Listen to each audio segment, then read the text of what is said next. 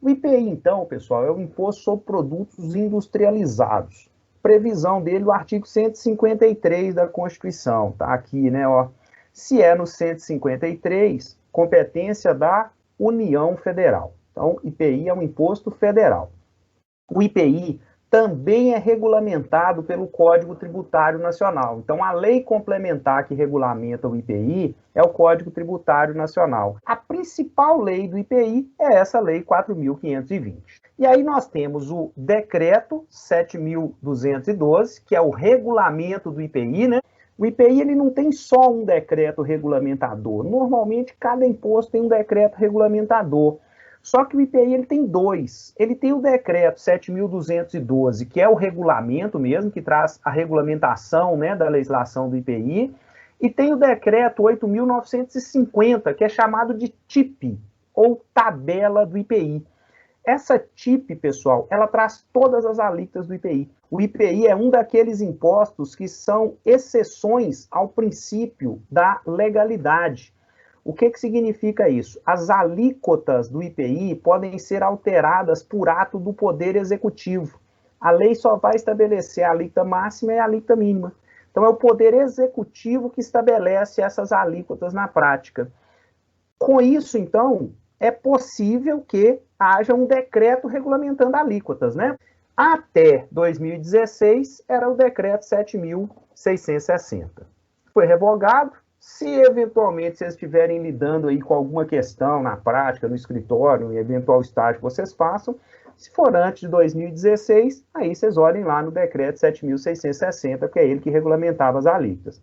Após 2016, né, dia 29/12/2016, aí nós temos a nova TIP, que é o decreto 8.950. Então, a particularidade do IPI aqui é basicamente os dois decretos, tá, pessoal? Um é o regulamento, que fala tudo do imposto, exceto alíquotas, e o outro, que é única e exclusivamente alíquota.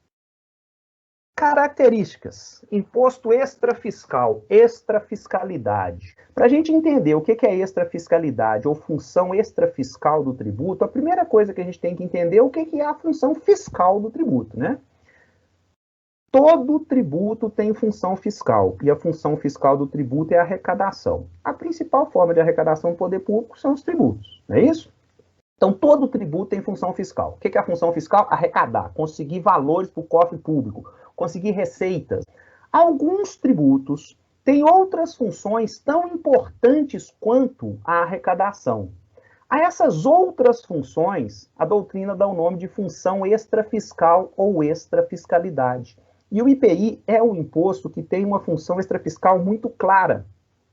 Ele é utilizado como um instrumento de regulamentação da política econômica. O que é isso? Com o IPI, pessoal, o poder público consegue intervir na economia. Se ele quer estimular a produção de determinado produto, ele abaixa o IPI. Se ele quer dificultar a produção desse produto, ele aumenta o IPI. Só para vocês terem uma ideia, o IPI maior que existe no Brasil é sobre fumos e derivados de fumo. Cigarro, pessoal. Por que o governo faz isso? Justamente para desestimular esse tipo de produto. Então é muito claro essa política de regulamentação econômica do governo ao abaixar o IPI de determinadas áreas. Por quê? Quando ele abaixa o IPI, reduz o preço. Pela equação econômica, nós temos que se reduz o preço, aumenta a demanda, aumenta o consumo. Aumentando o consumo, as indústrias vão produzir mais. A ideia é só essa. Agora, se ele quer dificultar determinados produtos, ele vai lá e aumenta o IPI. Na hora que ele aumenta o IPI, a indústria é forçada a aumentar o preço do produto. Na hora que ela aumenta o preço do produto, a tendência é que os contribuintes que os consumidores comprem menos. Aí vai haver uma queda na produção, tá certo? Então, essa função extrafiscal é utilizar como regulamentação da política econômica mesmo. Todo produto industrializado paga o IPI, ou melhor, quase todos, né? E aí o governo consegue ali direcionar a sua política econômica. Bom, por ser um tributo extrafiscal, o IPI acabou ficando como exceção ao princípio da legalidade e exceção ao princípio da anterioridade do exercício. O que significa isso? Em relação à legalidade, acabei de falar com vocês ali agora no slide anterior, as alíquotas do IPI podem ser alteradas por ato do Poder Executivo. Então, a lei vai lá e fixa a menor alíquota e a maior alíquota de IPI. Dentro desse intervalo, quem vai definir a alíquota é o Poder Executivo. Na prática, pessoal, quem define é o Poder Executivo. É por isso que a tabela de alíquota do IPI é um decreto, não é uma lei. É só porque ele é exceção ao princípio da legalidade. Bom, em relação aos princípios da não surpresa, a gente tem lá o princípio da irretroatividade, o princípio da anterioridade do exercício e o princípio da anterioridade nonagesimal. O que é isso? Irretroatividade. Instituiu ou aumentou o tributo? Não pode retroagir. Anterioridade do exercício. Instituiu ou aumentou o tributo? Em regra, esse aumento só pode ser cobrado no próximo exercício financeiro, traduzindo, a partir de 1º de janeiro do ano seguinte. Porém, ainda temos também a anterioridade nonagesimal. Além de observar o próximo exercício, essa cobrança do tributo ou do aumento do tributo, ela só pode ser feita após 90 dias de publicação da lei. Então, tem que observar, em regra, tanto os 90 dias quanto o próximo exercício. No IPI, pessoal, não precisa esperar o próximo exercício. Se o governo aumentar a alíquota do IPI em janeiro, ele não precisa esperar o ano seguinte, não. Ele só precisa esperar os 90 dias. Porque ele é exceção à anterioridade do exercício.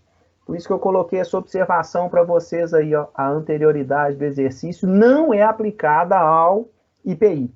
Essas exceções, elas tanto do princípio da legalidade quanto do princípio da não surpresa, elas estão no parágrafo 1º do artigo 153 da Constituição e no parágrafo 1º do artigo 150 da Constituição.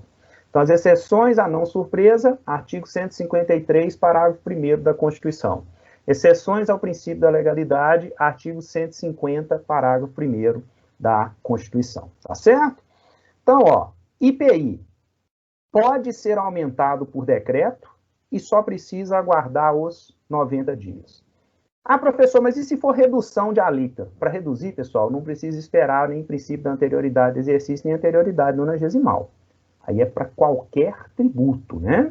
Então, se o governo quiser reduzir a alíquota do IPI amanhã, basta publicar o decreto amanhã. Agora, se ele quiser aumentar a alíquota amanhã, ele publica o decreto amanhã, mas só vai ter validade daqui a 90 dias, beleza?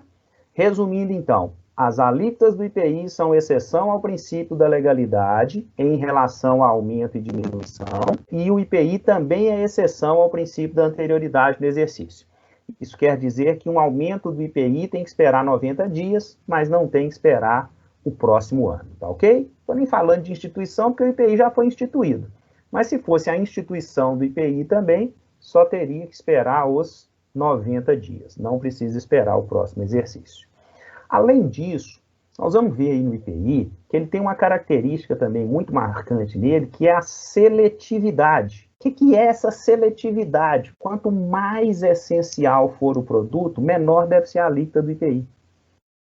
Falando de outro ponto, quanto menos essencial, maior deve ser a alíquota. Então, ó, produto essencial, IPI barato. Produto não essencial ou supérfluo, IPI é caro. Isso é basicamente a seletividade. Lá no imposto de renda, a gente vê o princípio da capacidade contributiva, né? Quem tem mais deve contribuir com mais. Aqui no IPI não tem como falar em capacidade contributiva, porque a gente não sabe qual que é a renda de quem está comprando um celular, por exemplo. A pessoa que vai lá comprar um celular, ela pode ter uma renda de um salário mínimo ou pode ter uma renda de 100 mil reais por mês. Então, no IPI, não dá para falar em capacidade contributiva do contribuinte. No IPI, dá para falar sobre essencialidade do produto. Se o produto é essencial, o pressuposto é que ele é comprado por todo mundo. Então, o IPI deve ser barato. Se o produto é mais supérfluo, é menos essencial, o pressuposto é que ele está sendo comprado por pessoas de maior poder aquisitivo.